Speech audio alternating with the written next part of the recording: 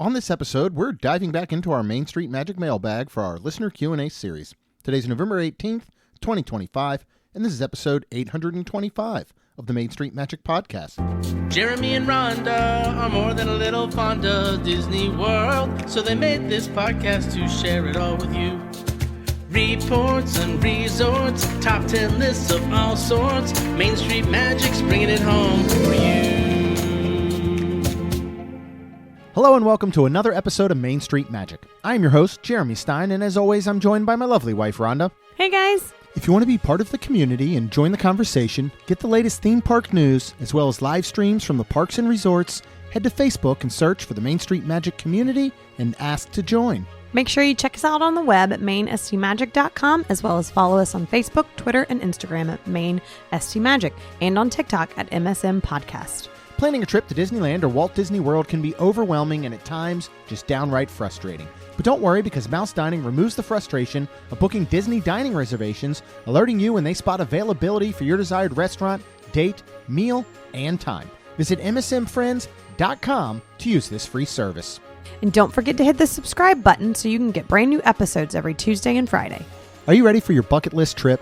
Our trusted partner, MEI Travel, will handle the planning so you can focus on the memories. They offer free vacation planning services and have nearly 20 years of experience creating memorable vacations. Visit mainstmagic.com/travel for a fee-free, no-obligation quote today. So today's Saturday, and this is coming out on Tuesday. And before we get into our awesome listener questions again today, how has your weekend been? We recorded on Thursday for Friday. Yep, we sure did. We did some few things on Thursday, but then Friday. Yeah, so Friday morning, I woke up about 5 or so, and I was like, you know what, I got a little work I can do, so I came in the office, I worked, and then started getting stuff together, left around 8, and drove to Charleston, South Carolina. My parents Which takes came you about down, only 4 hours, 4 correct? hours. It's the easiest drive in the world, other than having to go through, was it Beaufort? Oh, how is the 2-lane road when you get in? Oh, it's wonderful now. 17 now opens up, and it's 2 lanes, but still there's areas you're like 60-40.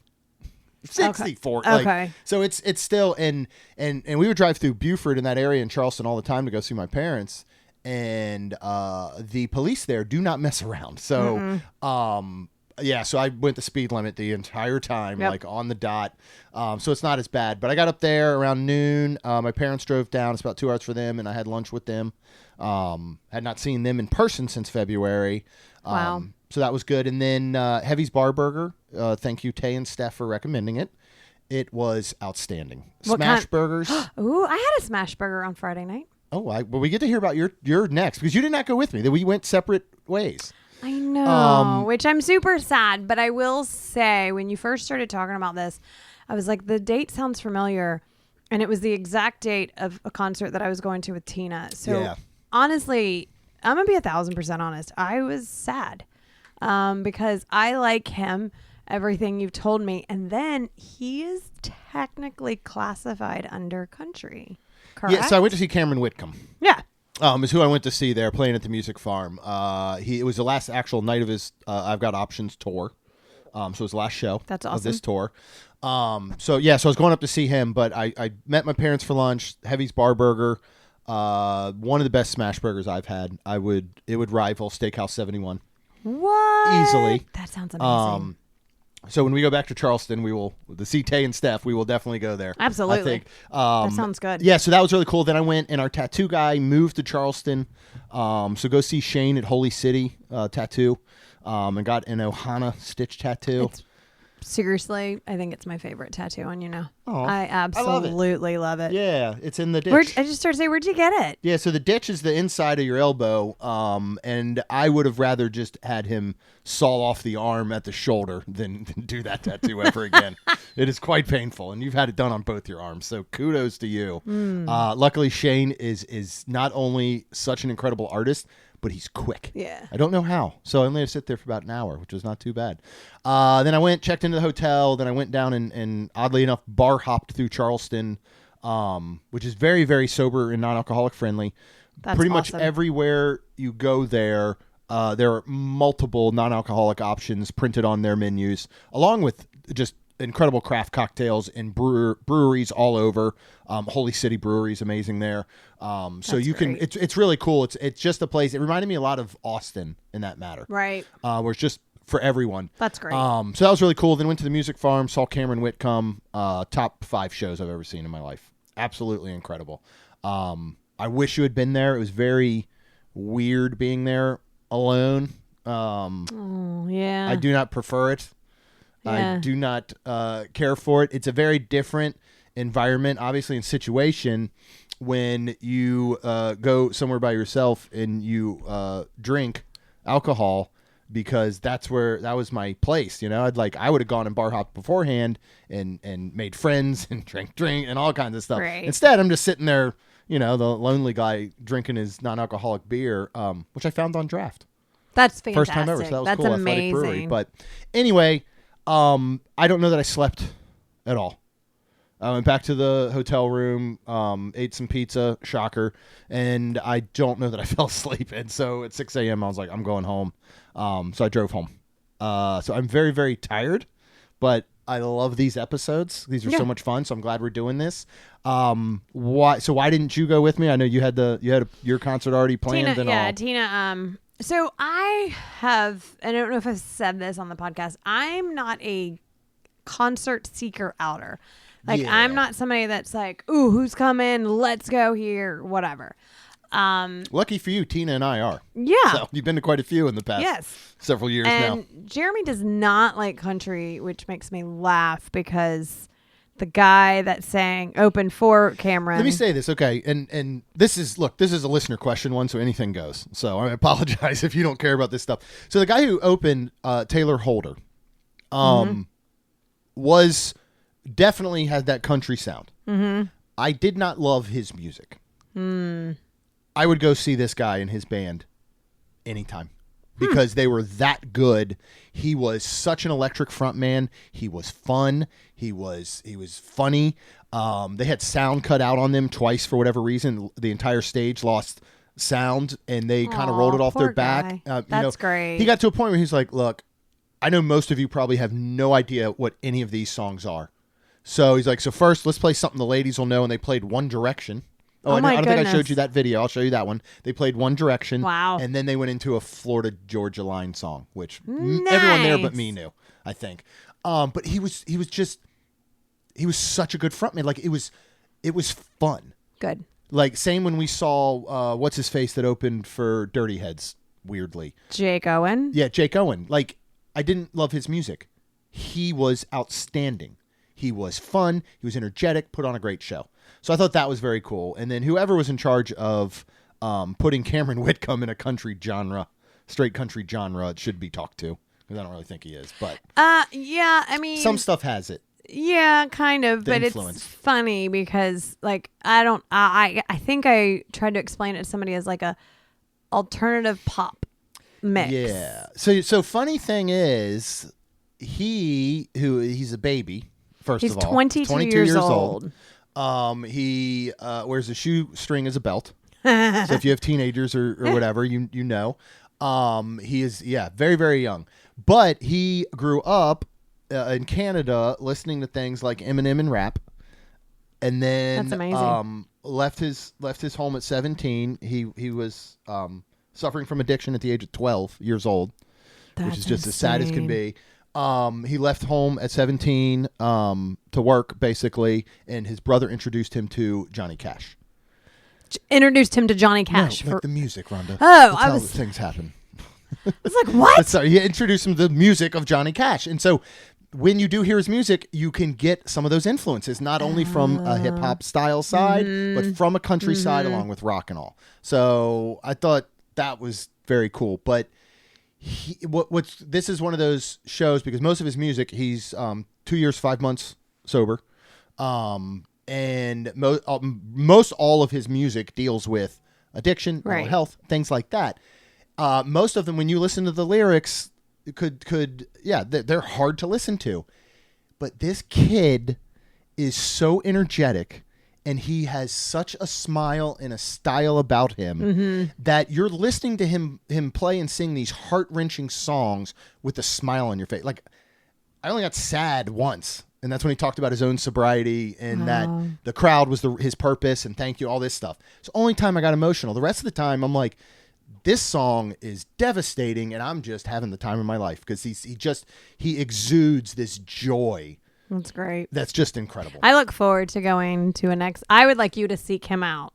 We will seek him if we have to. If we have to travel a distance, we will go. I would like to see him in concert. Yeah, but who did you go? Thank you for buying me a sweatshirt. Yeah, of course. So I went with Tina, and we went to see Russell Dickerson, who is country. And we were actually in Clearwater, which is beautiful.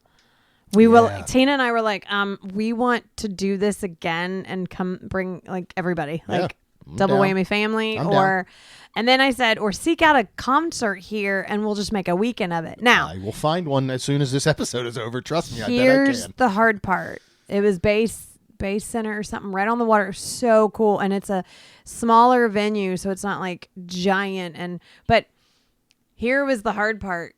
You go through, I passed Disney twice, and it was the weirdest thing not to stop. My body, I think, was even like, what are you doing? Like, it started to have to go to the bathroom because I was like, oh, we're going to stop here. I'm like, no, we're not. Nope.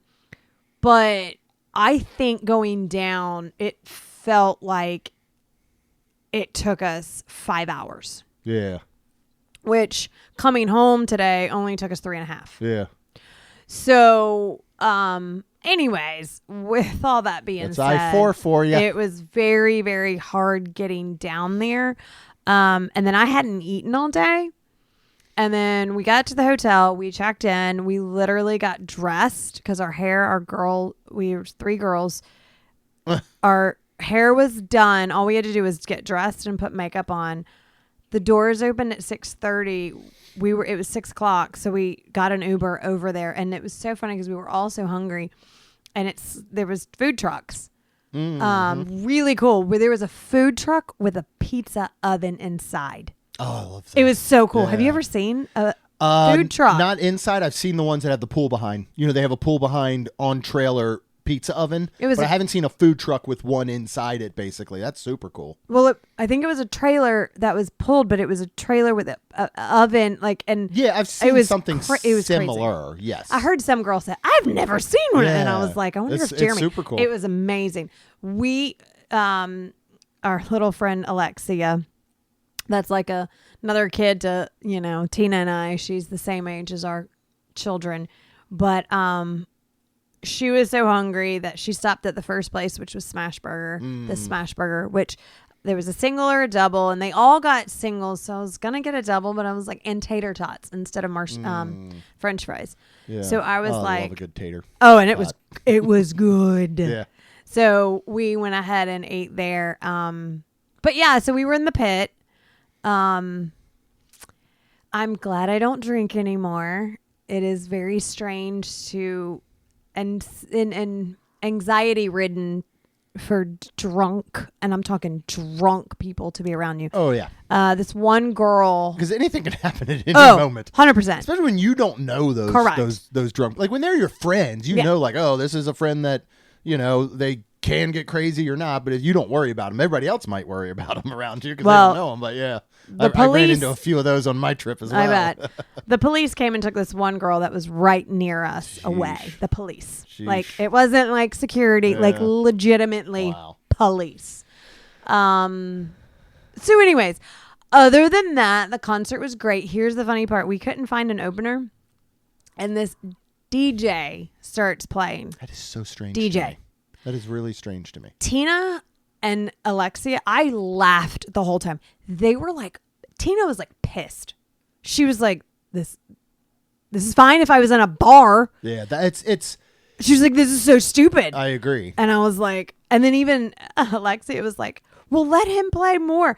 It was so funny. I just laughing. And he played songs that I knew, of course, and most of it was country. And then he did stuff that reminded me from Pitch Perfect songs, like, and then he did Creed. That's a And I strange was like, combination of all that what? happening. It was. But Russell Dickerson was really, really good. I really enjoyed it. Well, good. I didn't want any merch, so I was very excited that I got a merch from Cameron. But then this morning we were gonna, normally sleep in, us girls, till about 10, 11, because you have to check out by 11. And at 7:30 or so, 45, the alarm to the entire hotel was going off, asking us to leave. So we got out there, and I look at my watch, and it's literally 8 o'clock. And Tina goes, "Oh, we'll just go home. Like, I'm awake." And I go, "Okay." Well, yeah. Which I was a little excited because now I kind of gained half of my day back. Oh, yeah. Because, I mean, by the time, if we left around 10, 11, we wouldn't be home till 2 or so. And so now it's 3 and we're just sitting down. Yeah. And I'm super excited. I'm super excited to have my evening because I do go to the Jaguar game tomorrow. Well, I'm sorry you have to do that. But before you're happy. You get there, I'm happy I don't have to go. Before we do all that, though, tomorrow, relax tonight and all that good stuff, we are going to finish out our listener questions. Yes. We have some left over from Facebook. We got one from Twitter. We got a few from Instagram. So we're going to hop right in and finish off Facebook from Jody.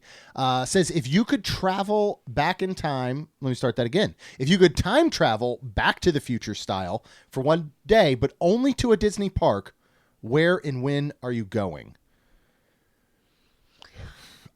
I mean, I would. It would be Disneyland opening day. Oh. You're Okay.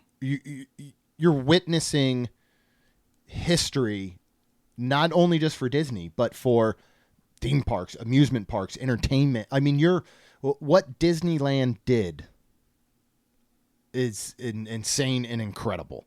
And to think of being there on opening day, or even a year after opening day when everything's settled in and running, you know what I mean? I would pick almost any Disney park that was open in the early 80s to go spend a day at. I would do Magic Kingdom in Orlando opening day. Because, where else would you do it? Well, because they sometimes call Disneyland Magic Kingdom. People who don't know anything do. Okay, well, I'm just saying. But anybody who listens to this, I'm pretty sure knows the difference, I hope.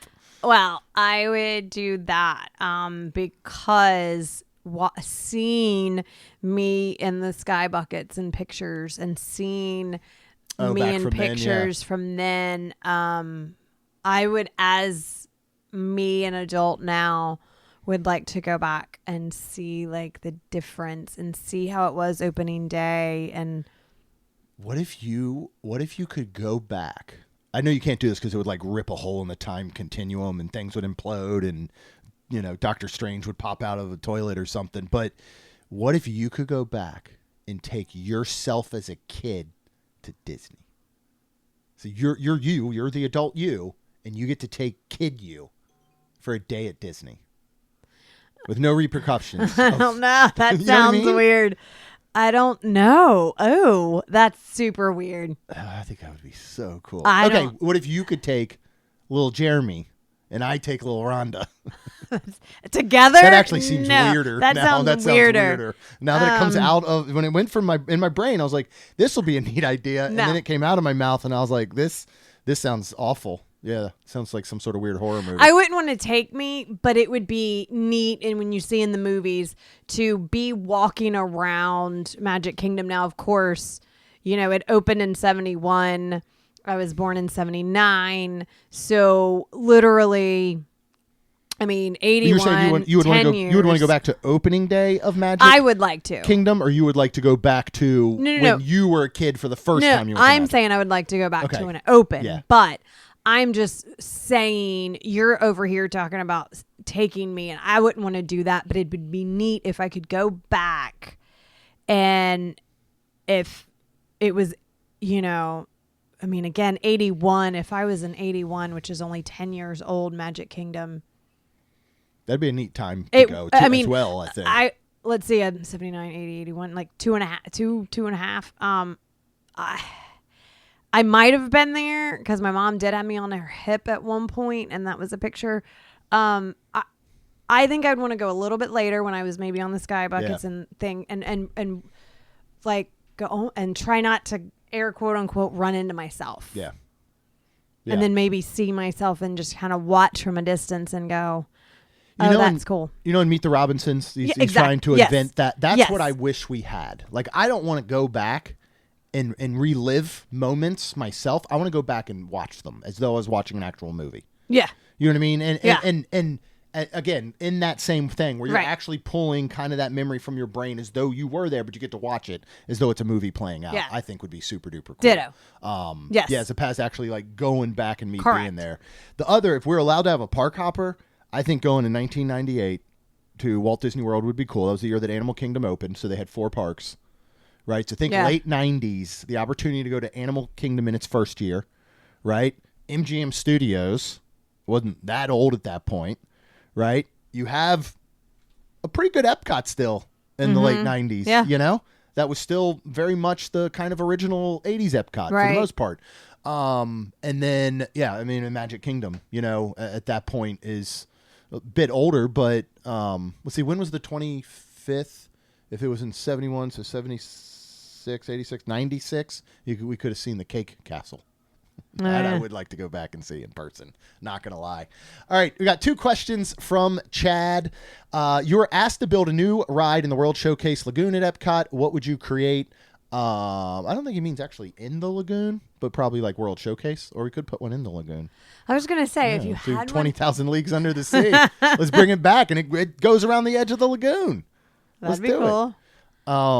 If you had to build one... But let's say you had to do anything with World Showcase. Is there a country or something specific that you want to see a ride in? You know, we had rides that never occurred. There was a dark boat ride in Germany was up there. Right. Coaster Mount Fuji ride was supposed to happen.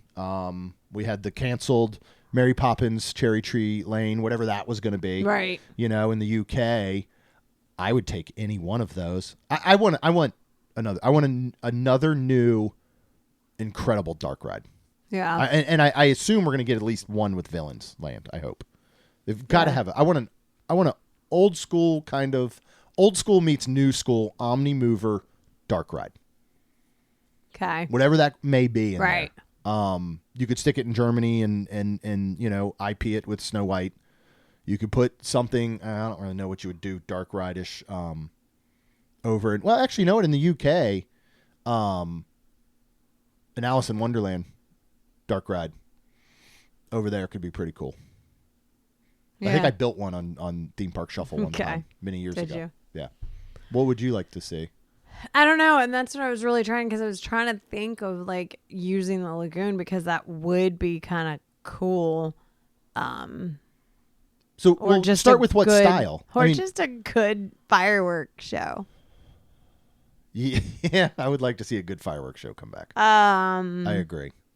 Yeah, I'd take another thrill ride.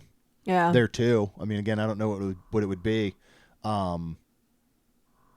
Yeah, I'm not sure. I mean, you know, and then I think of it's not looking at the overhead space. If they like drained the World Showcase Lagoon and put stuff in there?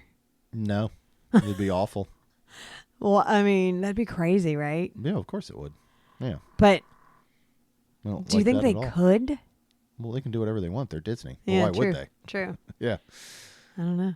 Anyways. Okay, so you'd figure out. I mean, you could go back to a 20,000 Leagues style. That's honestly what I was thinking, like, because it is EPCOT, around the parts of the showcase, World Showcase Lagoon, would be pretty cool. Yeah, and again, if you could, like, now that I'm older, like I do miss and I appreciate more the education, you know, the what would you call it? Education. What would you call it? Education, entertainment. Yeah. Intercation. That sounds bad. I would like to see more of that coming back. It's why I love the new test track. Yeah. It invokes that old kind of 80s, EPCOT style, and I miss that, actually. You know, I've said for years about International Festival of the Holidays. Give us history behind the dishes. Give us culture behind the dishes. Teach us, entertain us. So go ahead and do that, please. Chad also asked if they had a new Skyliner route, where should it be and what would be the stops? And we've had this discussion. We before. have. Well, what is it?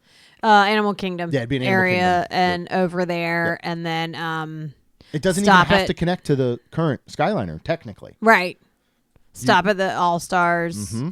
And Coronado. Coronado. Yeah. Animal Kingdom. I mean, heck, and at that point, if you want a air quote unquote park, because you have EPCOT and Hollywood that it goes to, Animal Kingdom and Blizzard. Right? Yeah, you could. Typhoon is over there. Yeah, yep. Blizzard is across pretty much from Coronado, Correct. so you could look at something there. 2 parks. Yeah. Yep. Or there is a better transfer situation from Coronado over to a Blizzard or something. But yeah, I think you have a new route, and that's where it is. Now, I can't remember. I think if I remember correctly, it is financially cheaper to build Skyliners by a landslide over monorails, something like a monorail. So I think that would make it could sense. make sense. And I mean, the only issue with it is weather. No, Coronado becomes more than a moderate. You put a Skyliner to there all of a sudden, because transportation is Coronado's biggest issue. Right. All of a sudden, you put a Skyliner there. I think it would do more. Can you make Can you change? Can you change a resort from a value moderate deluxe to a something else? Well, I mean, Universal does it every couple of years, I feel like. So, yeah. I mean, you could. You got to look at the thing that it's missing is balconies. Okay. Technically, you could add on if you're like, you're putting like swan and dolphin balconies on God, there. Please don't do that to Grand Destino. But yeah, I mean, that really is the major difference. Imagine you open a Skyliner route that hits Coronado. You reopen the spa there, finally. Yeah. I mean, again, they're not going to reclassify it as a deluxe, but again, it's really towing the line the same way that Art of Animation does with a moderate. Oh, yeah. You know what I mean? Yeah. So it'd be very, very close. But I think that's the no-brainer is through there. And if you had to extend the current line, I mean... If you had to extend it, where would you extend it to? That's what I'm saying. Like literally building a whole other main hub area, whether that was at Animal Kingdom Park or the All-Stars or whatever it may be, and then have your transfer stations, your turn stations, whatever, Coronado, the All-Stars, and the whole Animal Kingdom area. Okay. I think would be the no-brainer. All right, we're going to move on to Twitter, and Jeff asks, what perk could be included that would convince you to purchase a DVC contract direct from Disney? What perk? See, I don't know all the perks anyways, with or without. Yeah, resale lost a lot of perks if you weren't grandfathered in. And again, DVC is obviously not our forte. Right. There's nothing stopping us from buying DVC other than money. So, right. Which comes into play. I don't know. I think it's more about making sure the separation between direct and resale is maybe bigger. You know what I mean? Does that make sense? Like you'd it's not so much. I don't know that you could give more to direct as you would maybe just take away from resale to make direct. Oh, you know what I mean? Yeah. But I would just the perks that I want, and I don't know off the top of my head, obviously if those come with direct or resale, are access to all the lounges, are the Moonlight Magic Nights. See, again, here's another thing. All right, why don't we say that, we've always talked about tiering annual passes, like actually tiering them with what they come with. So 100%. Direct DVC gets 20% off and resale gets 10% on things like the rooms and the merch and the meals. Right. I think you need to set more clear definitions, I think, between the two. I agree. Same thing we've said about APs. I don't think that the difference in price should only be days you can or cannot go. Correct. Which we've learned as Incredit Pass holders still doesn't guarantee you if that park were to be full of reservations. Right. So. And a lot of times too with the Incredit Pass, like the sad part is it's smarter for somebody that's from, out west to buy it because of going however many days. Well, they have to because they're out of state. Right. But the thing is it doesn't help them. Like if it just helps us for the days because we can come anytime. Oh, but, yeah. I see what you're saying. So they might not come anyways. They would prefer a lower tier, but they can't because they can't. Yeah, I guarantee many of them would love it. You're right. They're not even using the benefit. They're going. Correct. They're going, hey, Incredit Pass, I can come during Christmas and spring break. Cool. We're never going to do that, but we have to buy this pass. Correct. So, yeah, no, I agree. They would probably much rather have lower tiers passes open.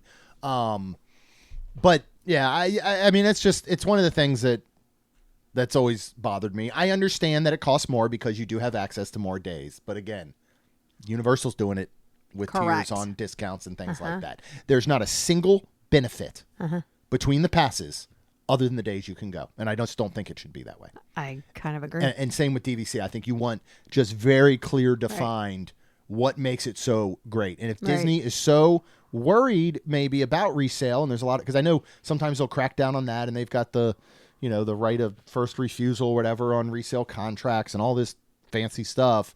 They've got the power. Yep. You know what I mean? They got the power to say, and I don't want them to do this because I know resale is how so many people are able to get it. And I would love to come out of, if the money were to be there, eventually for us to purchase DVC, I would love still the opportunity to buy a small direct contract to make sure that we're getting whatever benefits that comes with and then add on resale like most people do. Yeah. So I don't want that to go away either, but I think Disney needs to find better ways possibly to incentivize people to buy that original direct contract. And a lot of the incentives are gone now. Yeah. They just are. So, yeah. Hopefully that answered Jeff. I know it kind of was all over the place. So we have a couple questions that are kind of about a planning thing, specific planning with people that are going. So these are always fun too. Oh, yeah. Ben from Instagram said, we're currently looking to book a trip in June. Make sure you use Amy with MEI Travel when you do that. We're deciding, I said that, not him. We're deciding between Pop Century and French Quarter. They are basically the same price for preferred rooms at each. We've stayed at Pop before and been perfectly happy. Our girls, 17-year-old twins, really want the Skyliner again. My wife and I are drawn to the smaller size and atmosphere of French Quarter. Buses everywhere is a bit of a drag, though. What are your thoughts? Well, first of all, there are not buses everywhere at French Quarter. French Quarter only has one bus stop. Yeah, that's true. Riverside has multiple. Correct. And that is a drag. Yes. French Quarter, you're also going to get boats. And going to Disney Springs. Only thing I was thinking of the 17-year-old girls is they would love that, especially mom and dad, if you allow them to kind of go by themselves shopping. They can hop on a boat. They sure can. Over there, yep. 100%. But there is no Skyliner. The Skyliner is fun, but it depends on where you're going. And if you're going to go to EPCOT and Hollywood, do that. Take a bus to... if you really want, let's see, you could take if you're going to Epcot. Here's what you're getting at, right? Yeah. You can visit the Skyliner. Yeah. You can ride the Skyliner without staying at that resort. Yep. And Pop is which is if you're deciding between Pop and French Quarter, Pop is a value. If they're the same price, I would go for French Quarter. You got beignets. Yeah, and well, as we said, you don't just get French Quarter. You get Riverside. Correct. So I think personally it's a no-brainer, especially at that same price. And with the girls being 17. Yeah. I think they would prefer French Quarter in that sense so much more now at that age and all. Yeah, I think so. And it's a difference when you go, all right, Pop is just say $50 less a night. And we're there for 5 or 6 nights, and you go, all right, well, that money starts to add up. Right. Is there something nice you would do with the savings if you stayed at Pop? Yeah. But if you're not saving any money, I would 100% go to French Quarter. Mm-hmm. Even, and the only other difference would be is if you said, well, the only 2 parks we're doing the whole time we're there is Hollywood and Epcot, then go ahead and stay at Pop. And the only thing is, I would talk with the girls, because here's something that I'm going to say. As much as y'all would want to, and as much as here's our thoughts, again, I would see what the girls want, because we have stayed at Coronado all the time. We could stay somewhere else, but I asked the girls and they want to stay at Coronado, and it's kind of, we don't go that often with them. And I'm kind of like, well, even if it's the same price somewhere else, they feel like it's home and we're going to stay. So that's my final thoughts. Yeah. If you talk with the girls and you tell them, hey, we're going to stay, you know, if we stay at French Quarter, y'all can take a boat and go shopping at Disney Springs and just come back and whatever on your own, then, and they're like, oh, that's incentive. Yeah, we'll totally try this resort. But if in the end they're like, oh, we just love Pop Century. Yep. Then I would stay there. Yeah. But if they don't say that, stay at French Quarter for sure. All right. Road Trip Brewing Company on Instagram. Check them out for sure. Said, we are headed to WDW for 4th of July weekend. My birthday. Very early birthday. We are going to try and do the same thing. So we might answer our own question a little bit. What resort would you recommend staying at, and what would your fireworks strategy be for 2026? Because this year they're going to do them on the 3rd, the 4th, and the 5th. They do have APs. I am going to probably recommend, obviously, if you can, looking at one of the monorail resorts. Yes, if you have the ability, I would say just Holly. Yeah, and I mean, again, and that's, check with Amy, MEI Travel. She will check on those AP rates if there's, when those come out and when things are going on with that, and get you discounts. If you cannot do that, what I would probably look at is get on your 60-day mark and look at booking a California Grill. Look at booking a Narcoossee's. Something like that. Right. On one of those nights, you could do that. There's always the opportunity to go at 4 p.m. No, they open at 5, Cali Grill. They start checking in at 4:30 if you want to do the walk up for the bar. Does that sound about right? I thought it was 4, but it might be. Anyway, double check the time. I think they might open at 5. They start checking people in about 4:30 for walk up. Get there about 4. Hang out. Get a spot up at California Grill. It's going to give you the access to get back and watch. Yep. Because everything else is going to be shut down, and I'm guessing that things are going to be shut down for all 3 of those days. Yeah. Another option, because they are so grand and they are so crazy, is don't forget about Fort Wilderness. Yeah. Cabins, obviously. You can look at the 4 different rental companies now that Disney has approved if you want to do like a camper rental type thing, which could be a lot of fun. Super fun. We have to start looking at what our plan is going to be for that weekend, because we were talking about going and possibly taking the girls and all, but probably only if we can do a monorail resort. And yeah, that gets up there. Yeah, it does. So I would look at doing your focus for finding fireworks, though, on either the 3rd or the 5th. Yeah. Is what I would do. That's what I would look at planning the most if you're not staying at a monorail resort. The other opportunity, when you talk to Amy, is can you do a split stay?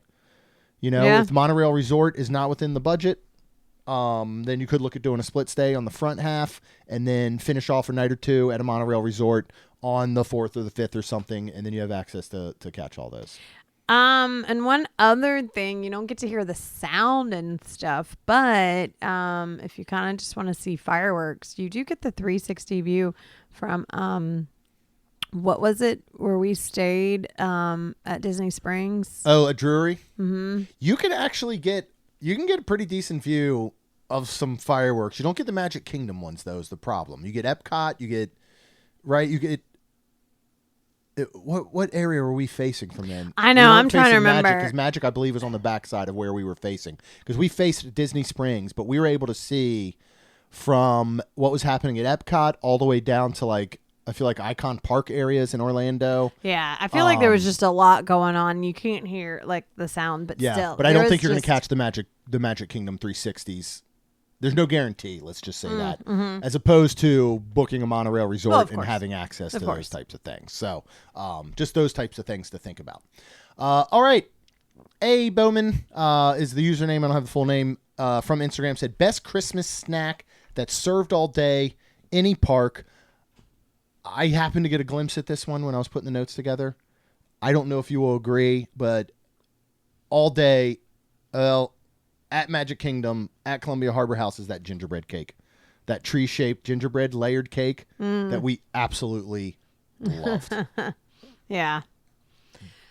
Let's see. I'm trying to think because I mean, I love all the things that's usually Christmas because it's always like around like a peppermint or like a, like check out the apples, the holiday seasonal apples. I just started to say the sweet popcorn. Yeah. Right? I just started to say all the sweets in the confectionery Yes. is really good. There's usually some type of soft serve over at Inn of the Poor ice cream truck. Oh no, the one in Magic Swirls. or You that just- I'll all just of keep them. naming places, yeah. The Magic Kingdom one though. Aloha Isle? What are you talking about? Inside by Stitch and over there. La Plaza ice cream? No, over by Stitch and the People Mover. What is that one? People are yelling I know. right I'm now. so tired. I don't even know where I am. Because I think they serve that through the day. I'm trying to remember because but it's The right luncheon there. pad? Where are you talking about? So ice cream. yes, Soft serve ice cream? yes. Stitch is here. And then it's over By the Tomorrowland Terrace? Are you talking about the Stitch 50th? That's still no, hanging the on the Stitch. wall? All the where the bathrooms are. Oh, That's what I thought it was, goodies, but whatever then I one. was Yeah, like, yeah, I'm yeah. gonna say No, you're it right. They wrong. always do have. They have a lot of great all-day holiday treats there. Okay. You are correct. I just could not wrap my I'm brain around it all. sorry. Because you're talking about Stitch's Great Escape, which is obviously closed. But all the then- Stitch is right there. I yes, feel like yes. No, I know. You explained it very well. I did not pick up on any of that whatsoever. I'm so, sorry. again, I'd say after this I'm going to take a nap, but I don't sleep. So what are we going to do? But no, you're right. They have really wonderful treats that are available all day. We have one final question from some kid named Lacey on Instagram who decided to chime in and said, "Do you like your children?" Oh my gosh! She doesn't listen Is to the she show. gonna So you listen can, no, to so the you can show? say whatever you want about her now. You're welcome to say whatever we want. No, we do love our children. What the heck? We're very blessed to have two really awesome kids. We really are. We are. And poor thing, she wanted to go shopping after this. She's got her little friends over, and I'm like, I'm tired, but I have to go to the game tomorrow. So I texted her because she was asking, and she's like, if we don't go to the town center, and she wants to go Christmas shopping for, I guess, Christmas gifts for her friends and stuff. And I said, why don't you save your money? Oh, I thought it was for her to pick out stuff for herself. Well, that's very nice of her.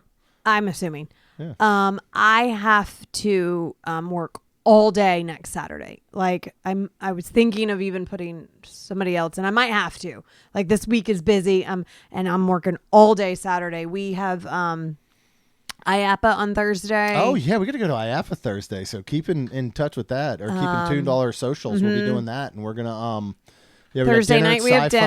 dinner. Yep. Friday at lunch we have Boathouse. Yep. We're going to Boathouse for lunch. So we're leaving and coming home Friday afternoon after lunch because Saturday, like I said, I have to work from 9:30 till at least 3 p.m. right now, at least.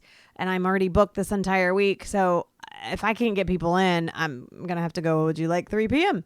So with all this being said, I said, I have no plan Sunday except to record. But I'm like, we can record over coffee and then we can go shopping. So she actually said, okay. But yes, I do love my children very much. They're wonderful, and they're smart, and they're resilient. And I don't know if how much credit we get for all that. Honestly, I feel like parts of them were born that way. I mean, they're two awesome kids. Mm-hmm. They are, who've been through some stuff themselves. So I kind of effed up the first 14 years a little bit, but they're very strong-willed and smart and resilient. and we're very lucky to have them. And I cannot wait. I don't keep saying this. I You look look forward to. I'm sorry, I look forward. forward to. We changed up our terminology when the girls were born. We do not say I can't wait for something. Because there's it does usually go by so too much quick. other stuff Yep. coming before that is wonderful. So now we say I look forward to, and I look forward to very, very much Thanksgiving. Because I really don't believe, and of course we're going to see Lucy and Caleb there, and we're going to hang out with them and all, but for the 4 of us to travel in a vehicle to a place and stay for days and do things together, the 4 of us, and then travel in a vehicle home together has not happened in quite some time. Yeah. So I'm very, very excited Yep. for that. And if you want to hear all about that, if you want to hear all about IAPA, we're going to check out Sci-Fi. We've not been there for a while. Our wonderful, wonderful friend and semi-adopted daughter, Carson, is now serving there. So we want to go Yes. see her. We're going to, I'll try to order something different at the boathouse, but I don't know that I can. Oh. I most likely will still get the filet sliders, so it might be up to you to that's get fine. something different because We we can have a get little something lunch different. meeting there on Friday. But if you want to hear all about that stuff, if you want to hear about our Thanksgiving trip, Yep.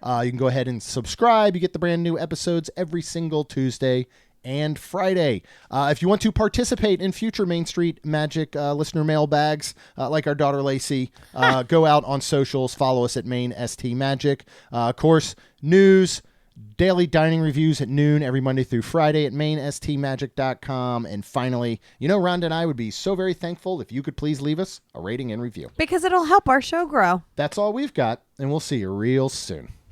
Jeremy and Rhonda are more than a little fond of Disney World, so they made this podcast to share it all with you.